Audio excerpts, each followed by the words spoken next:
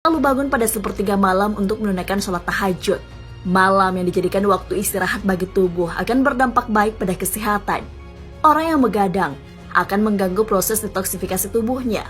Pada pukul di atas 23, tubuh akan berproses untuk mendetoks racun, melakukan proses pengistirahatan, termasuk jantung sebagai organ vital.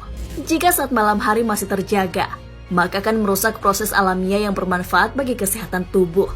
Adapun, salah satu hal yang dianjurkan ketika hendak tidur adalah berwudu.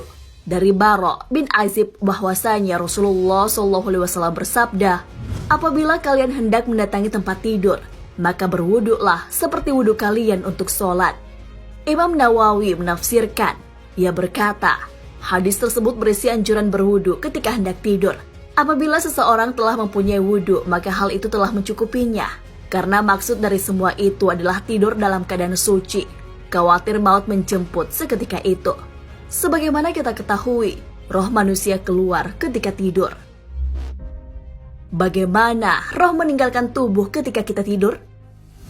Tidur bukan hanya sekedar istirahat bagi tubuh, namun juga bisa disebut sebagai kematian sementara.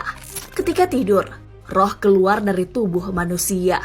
Allah Subhanahu wa Ta'ala berfirman, Allah memegang jiwa orang ketika matinya dan memegang jiwa orang yang belum mati di waktu tidurnya.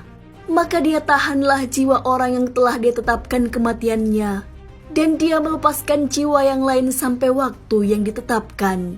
Sesungguhnya pada yang demikian itu terdapat tanda-tanda kekuasaan Allah bagi kaum yang berfikir. Quran Surah Az-Zumar ayat 42. Imam Ibnu Katsir menafsirkan ayat tersebut. Ia berkata, dalam ayat terdapat dalil bahwa roh berkumpul di tempat Dia yang maha tinggi. Sebagian ulama berpendapat bahwa arwah orang yang meninggal dunia dan orang yang sedang dalam keadaan tidur berada di tangan Allah Subhanahu wa Ta'ala, hingga mereka saling berkenalan satu sama lain. Kemudian Allah Subhanahu wa Ta'ala melepaskan arwah yang lain hingga waktu yang ditentukan. As-Sa'di menafsirkan ayat tersebut bahwa Allah Subhanahu wa Ta'ala melepaskan arwah hingga sisa waktu. Adapun Ibnu Abbas berkata bahwa Allah Subhanahu wa Ta'ala memegang jiwa orang yang telah meninggal dunia dan melepaskan jiwa orang yang masih hidup dan tidak ada kesalahan. Dari penjelasan ini, kita dapat memahami bahwa ada pertemuan antara sesama roh manusia.